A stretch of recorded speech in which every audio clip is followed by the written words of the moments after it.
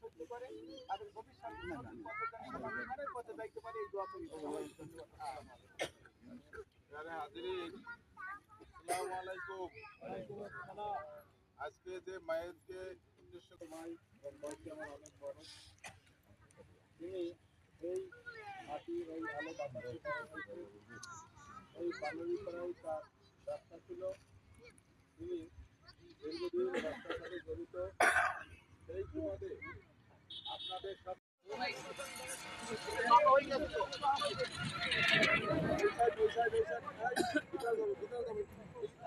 হিন্দিস ভাই থেকে ভিতর যান, হিন্দিস ভাই ডানে সবাই